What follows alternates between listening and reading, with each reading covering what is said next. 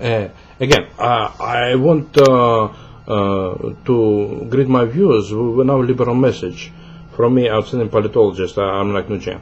Actually, I strive hard to get higher education and get a job, but sometimes it gets so difficult because it's actually, as a reporter, I don't get a job, didn't get a job anywhere, and then such conservative issues, practically a neo-fascist, and we wouldn't hire liberal political reporter and human rights activist like I am. Such a conservative edition like Examiner.com, actually they didn't even bother to keep me, as a reporter. They just prohibited me to write any reports for them because they didn't like my liberal views. So that you see, as you can see, it's practically very difficult to find liberal edition, but I will try to find liberal edition to work for them as a reporter. Well, nowadays let's jump to it, healthcare legislation. My liberal take on this problem is that healthcare reform is necessary, and government option is included in Senate legislation, as I've seen with the final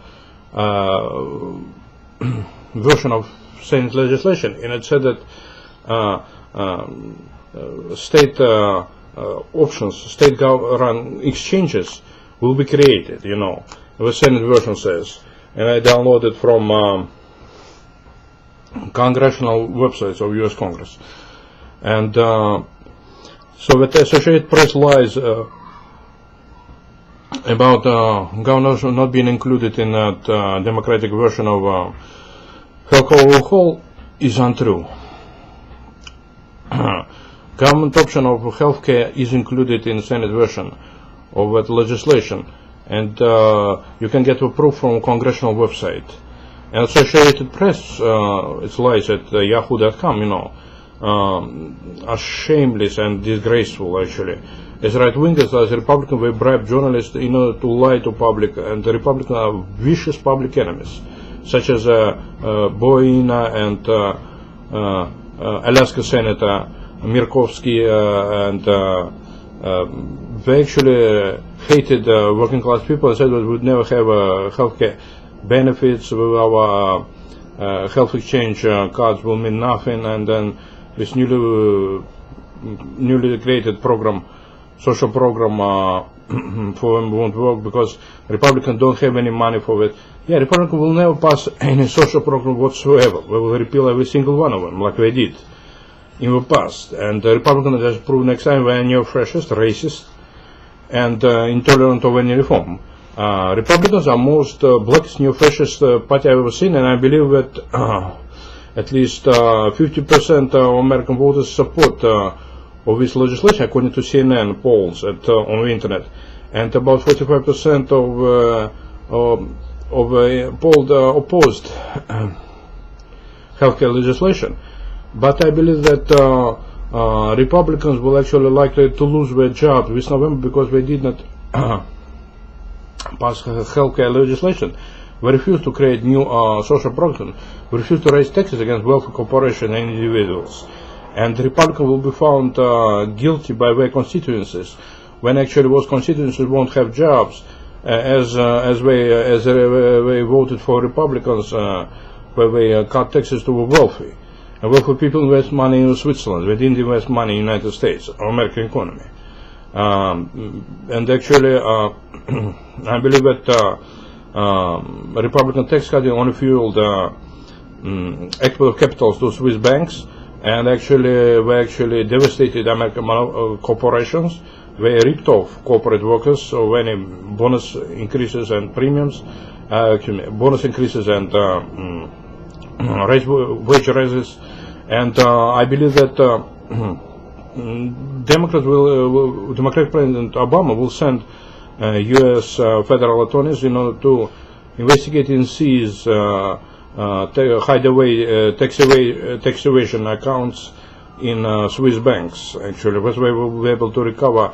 United States will be able to recover stolen money and to distribute among the working poor. And I believe that Democrats will win this November. I fully support the Democratic Party and I believe Democrats will win all those elections this November and will be able to add more victories to their belt.